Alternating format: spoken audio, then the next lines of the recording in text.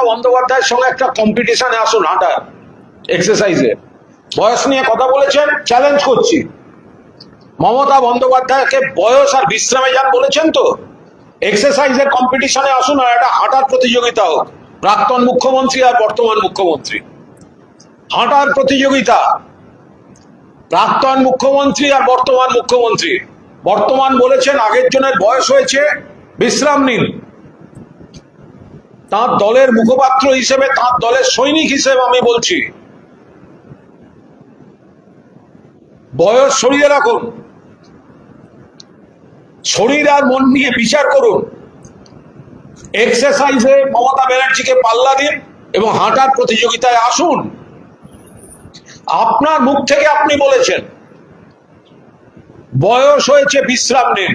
আমরা আপনাকে বলছি, আপনি মমতা বন্দ্যোপাধ্যায়ের এই অ্যাকসেপ্ট আমাদের তরফ থেকে আপনি অ্যাকসেপ্ট করুন।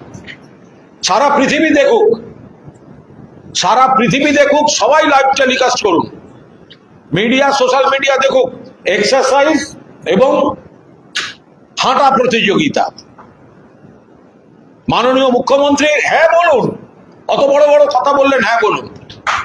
আমি আবার বলছি, মমতা বন্দ্যোপাধ্যায়ের কাগজে কলমে যা বয়স, তার থেকে তার বয়স অনেকটাই কম, কিন্তু এগুলো নিয়ে আলোচনা করাটা একটা রুচি বিরুদ্ধ। যিনি যতদিন সুস্থ সবলভাবে কাজ করছেন, তিনি যেটা পারেন, একটা ব্যতিক্রমী শক্তি কাজ করে তার, সেটা হবে। আপনি সামলাতে পারছেন না, বাড়ি থেকে বেরোতে দেবো না। সামলাতে পারছেন না, বয়স হয়েছে, বিশ্রাম নিন। আমাদের আর একটা জিনিস সন্দেহ হচ্ছে, মমতা দিক থেকে তো কয়েক বছরের বড় নরেন্দ্র মোদী, আর অমিত শাহ ক্যাম্প করেন শুভেন্দু অধিকারী। তো এই যে বয়স হয়েছে, বিশ্রাম নিন, এটা অমিত শাহ ক্যাম্প থেকে বিজেপির ন্যারেটিভ তৈরি হচ্ছে না তো নরেন্দ্র মোদীকে সরাবার জন্য? নরেন্দ্র মোদীর বয়স মমতা বন্দ্যোপাধ্যায়ের থেকে 4-5 বছর বেশি। শুভেন্দু অধিকারী বলছেন বয়স হয়েছে, বিশ্রাম নিন। শুভেন্দুকে যেটুকু চ্যালেঞ্জের পার্ট হয়ে গেল। এবার প্রশ্ন হচ্ছে, এটা নরেন্দ্র মোদীকে সরানোর জন্য অমিত শাহ ক্যাম্প থেকে ন্যারেটিভটা তৈরি করা হচ্ছে না তো, যে আপনার তো বয়স হলো, এবার আপনি সরে যান।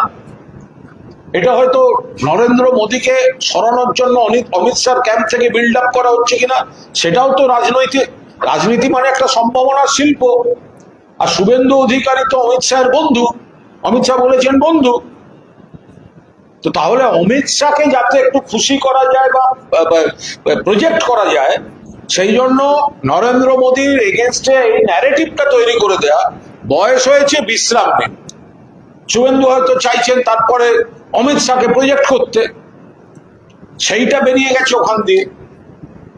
না হলে মমতা বন্দ্যোপাধ্যায়ের থেকে এতটা বড় নরেন্দ্র মোদী, তো তার বয়স তুলে তো কথা বললেন না। তার মানে তাকে আপনারা বিশ্রামে পাঠাতে চাইছেন। কারা চাইছে? শুভেন্দুবাবু কার টিম করেন? অমিত শাহ টিম করেন। অমিত শাহ টিম কি চাইছে? মোদীর বয়স হয়েছে, বিশ্রাম নিন হয়তো চাইছে, কিন্তু শুভেন্দুর মুখ থেকে যেটা বেরিয়ে গেছেন। সে যাই হোক, শুভেন্দুবাবু, মমতা বন্দ্যোপাধ্যায় বয়স হয়েছে, বিশ্রাম নিন আপনি বলেছেন। আমরা বললাম বয়স, বিশ্রাম নিয়ে মানসিকতাটা অত্যন্ত বিকৃত এবং রুচি বিরুদ্ধ কথাবার্তা বলেছেন। এক্সারসাইজ এবং হাঁটার প্রতিযোগিতার চ্যালেঞ্জ অ্যাকসেপ্ট করুন। কোথায়, কটার সময়, কোথা থেকে হাঁটবেন মমতা বন্দ্যোপাধ্যায়ের সঙ্গে, কোথায়, কটার সময়, কোন তারিখে মমতা বন্দ্যোপাধ্যায়ের আপনি একসঙ্গে এক্সারসাইজ করবেন, শারীরিক ফিটনেসের প্রমাণ দেবেন, মানুষ সবটা দেখবে। আপনি মেলাইন করার জন্য বলেছেন, আপনাকে পারফর্ম করে আপনার কথা জাস্টিফাই করার চ্যালেঞ্জ দিতে হবে। আপনি মেলাইন করার জন্য বলেছেন, তাই আপনাকে নিজে পারফর্ম করে আপনার কথাটা জাস্টিফাই করার চ্যালেঞ্জটা নিতে হবে।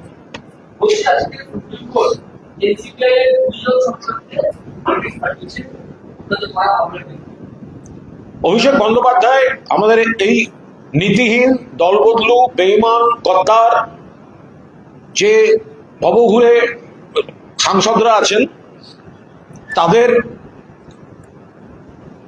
বিরুদ্ধে যে মামলা করেছিলেন আইনজীবী কল্যাণ বন্দ্যোপাধ্যায়, তিনি সুপ্রিম কোর্টে সেই মামলা করেছেন এবং এই বিষয়ে সবিস্তারে তিনি সাংবাদিকদের জানিয়ে দিয়েছেন। ফলে আমি এই প্রশ্নের আমি কোনো উত্তর দেব না, কারণ সুপ্রিম কোর্টের সামনে আমাদের আইনজীবী বর্ষিয়ান সাংসদ কল্যাণ বন্দ্যোপাধ্যায় সবিস্তারে গোটা বিষয়টা জানিয়েছেন এবং কল্যাণ বন্দ্যোপাধ্যায় সাংবাদিকদের বা সংবাদ মাধ্যমকে পরিষ্কার বলে দিয়েছেন যে এতটাই আইনটা আমাদের পক্ষে, সর্বভারতীয় তৃণমূল কংগ্রেসের পক্ষে, যে এই 20 জনকে নোটিশ দিয়ে দেওয়া হয়েছে। এবং কল্যাণবাবু এটাও জানিয়েছেন যে স্পিকার এবং সেক্রেটারি জেনারেল তো তখন তো যারা তারাও নোটিশ খেয়ে যেতেন যদি না তার তরফে অ্যাপিয়ার করে বলা হতো নোটিশ দিতে হবে না। কিন্তু কল্যাণ বন্দ্যোপাধ্যায় যে সাহসিকতার সঙ্গে রাজপথে কর্মীদের মধ্যে দাঁড়িয়ে, মানুষের মধ্যে দাঁড়িয়ে লড়াইটা দিচ্ছেন, সেই একই লড়াই কিন্তু সুপ্রিম কোর্টে আইনজীবী হিসেবে কল্যাণ বন্দ্যোপাধ্যায় এই লড়াইটা কিন্তু দিয়ে দিয়েছেন। এবার প্রশ্ন হচ্ছে, এই যে যারা দল বদল তৃণমূল থেকে জিতেছিল, বিজেপির পাশে ঘুরঘুর করছে 4 তারিখের পর, যতদিন মমতা বন্দ্যোপাধ্যায় মুখ্যমন্ত্রী ততদিন দিদি দিদি দিদি দিদি দিদি, ক্ষমতাচ্যুত সঙ্গে সঙ্গে ওদিকে ঘুরছে বিজেপির সঙ্গে, যাচ্ছে বিজেপির বাড়ি, বলছে এনসিপিআই। কিরণ রিজিজু বলছে হ্যাঁ এনসিপিআই, আবার স্পিকার বলছেন লোকসভা টিভিতে না এআইটিসি।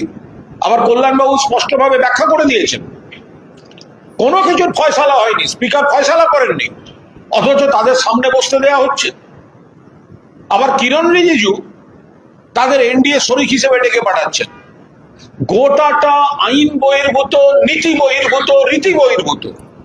কল্যাণ বন্দ্যোপাধ্যায় গোটা বিষয়টা পয়েন্ট টু পয়েন্ট এটা সুপ্রিম কোর্টে তুলে ধরেছেন এবং মহামান্য সুপ্রিম কোর্ট এই 20 জনকে নোটিশ দিয়েছেন। দিল্লিতে সুপ্রিম কোর্টের সামনে কল্যাণ বন্দ্যোপাধ্যায় সবিস্তারে সাংবাদিক বৈঠক করে বিষয়টা জানিয়ে দিয়েছে।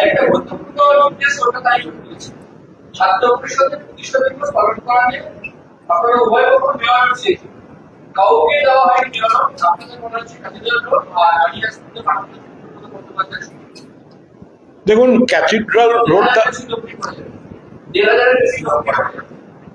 আমি এই নিয়ে এখন কোনো মন্তব্য করব না, কারণ কোর্টের রায়। আমরা এইটুকু জানি যে মমতা বন্দ্যোপাধ্যায় যেখানে, তৃণমূল কংগ্রেস সেখানে। 21শে জুলাইও আমরা দেখেছি যে জোর করে কারা করতে গেলেন মেয়র রোড, সব রকম বিজেপি এবং সরকারের সাপোর্ট নিয়ে প্লাস্টিকের চেয়ারগুলো বরাদ্দ করে। আর ক্যাথিড্রাল রোডে মমতা বন্দ্যোপাধ্যায়ের সভা